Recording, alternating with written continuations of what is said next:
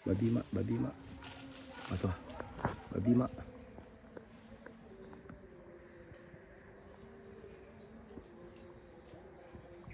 Ya.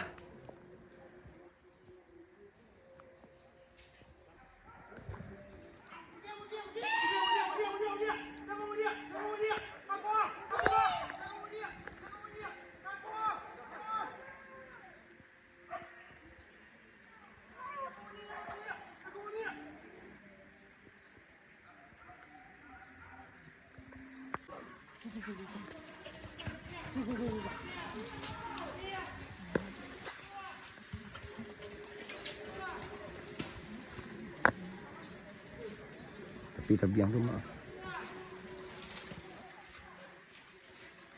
Tabiang runtuh mau dia tu mak.